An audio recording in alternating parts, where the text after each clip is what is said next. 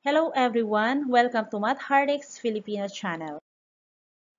On this video, I am going to show you how to get the greatest common factor or GCF of a set of polynomials.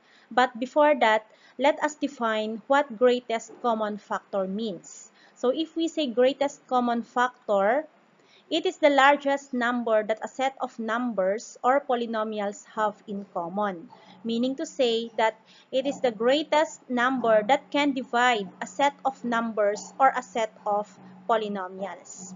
For examples, let us find the GCF of the following. For number 1, we have 4, 16, and 24. So by simply looking at it, we can say that the GCF is equal to 4 because 4 is the largest number that can divide 4, 16, and 24. So later on, I am going to show you the solution. For number 2, we have 14, 21, and 49. And the GCF is equal to 7 because 7 is the largest number that is common to 14, 21, and 49. How about if we have a set of polynomials like in number 3? We have 12a squared b cubed and 9a cubed b. In number 4, we have 24x cubed y squared, 8xy squared, and 36x squared y raised to 4. And number 5, we have 27x raised to 5 y raised to 7, 18x raised to 5 y raised to 4, and 81x cubed y raised to 2 z. So yan yung ating aalamin sa video na ito on how to get the GCF of a set of polynomials. Let me show you first the solutions of the first two examples viewed a while back. So unahin natin yung 4, 16, and 24. The first step is to express each as a product of prime factors or prime numbers. And if we say prime numbers, these are the numbers that have only two factors, 1 and itself. Example of prime numbers are 2, 3, 5, 7, 11, 13, 17, and so on. So, lahat ng numbers na dadalawa lang yung kanyang factors, ang tawag po doon ay prime numbers. Okay, unahin natin na i-express si 4 as a product of prime factors. Okay, so 4 is equal to 2 times 2. Okay, next we have 16. That is equal to 2 times 2 times 2 times 2. If we get the product of these prime factors, the answer is equal to 16. And finally, we have 24. That is 2 times 2 times 2 times 3. And that is equal to 24. So, siguraduhin natin that we are expressing each number as a product of prime factors. Bago tayo dadako doon sa last step. And the last step is to get the factors that are common to the given set of numbers. Ang common sa kanila ay dalawang 2. So we can say that the GCD of 4, 16, and 24 is 2 times 2. And that is equal to 4. Kaya nakuha yung 4 na GCD. Next, we have 14, 21, and 49. So, we are just going to follow the steps in our previous example. First, we are going to express each as a product of prime factors. So, let us begin with 14. Its prime factors are 2 and 7. So, okay na tayo kay 14. Because 2 times 7, that is equal to 14. Next, we have 21. Its prime factors are 3 and 7.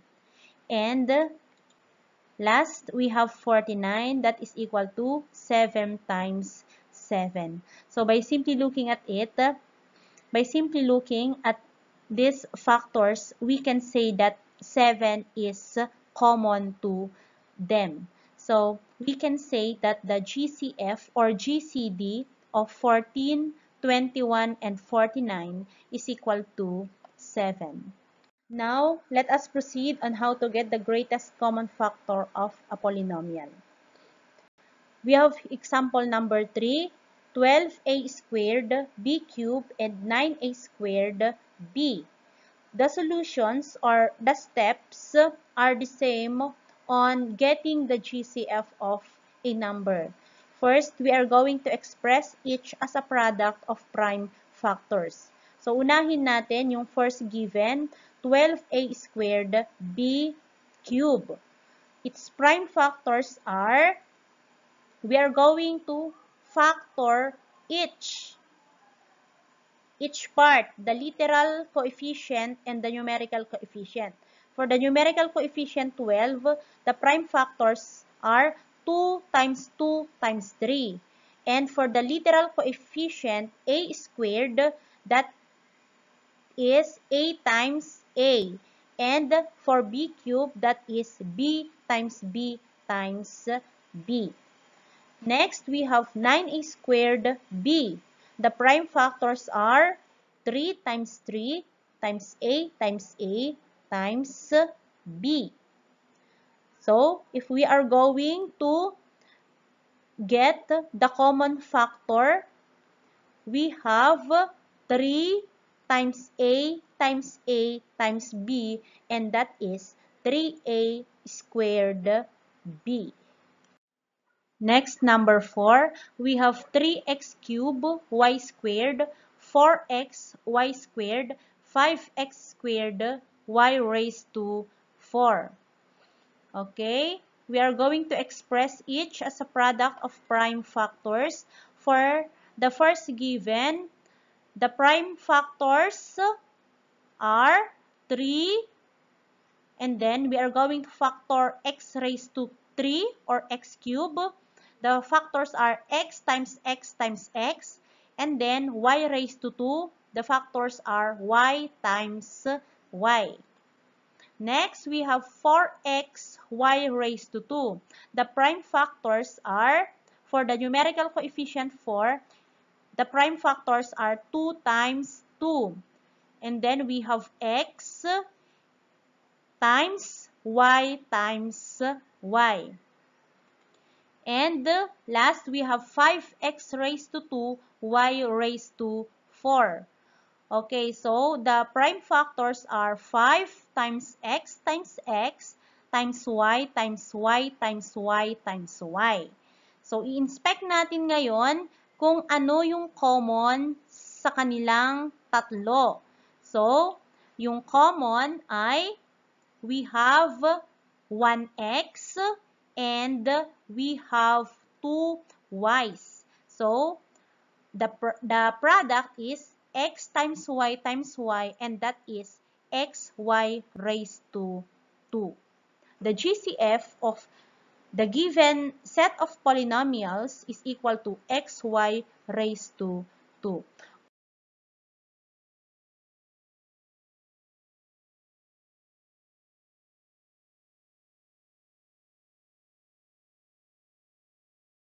And we have number 5, 27x raised to 5, y raised to 7, 18x raised to 5, y raised to 4, negative 81x cubed, y squared, z.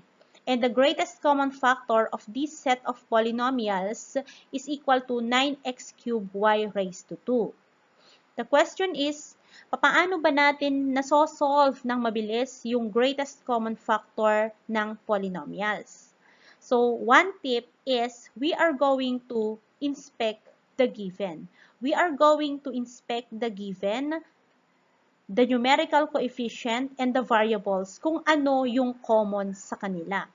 So, in this example, we have the numerical coefficient 27, 18, and negative 81.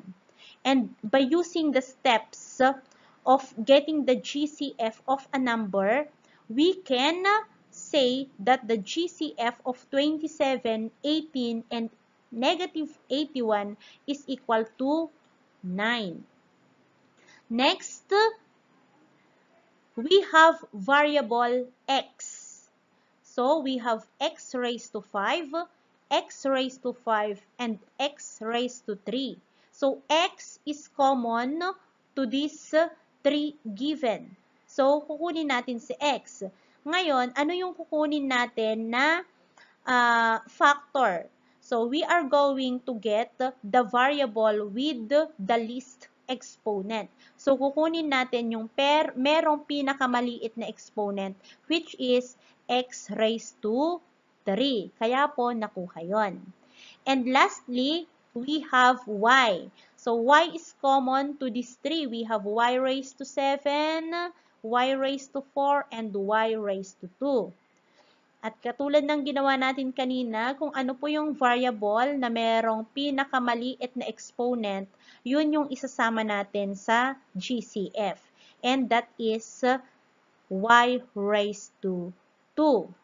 Okay, so yung z, hindi na po siya kasama kasi z is not common. Z is not present to the first and second given. So the answer is we have 9x cubed y raised to 2. And that's it for now. Thank you so much po for watching. Kung inyo pong nagustuhan ng aking video, please don't forget to subscribe, like, and share. Pwede rin po kayong mag-comment sa comment box kung may clarifications po kayo regarding my videos. Salamat po!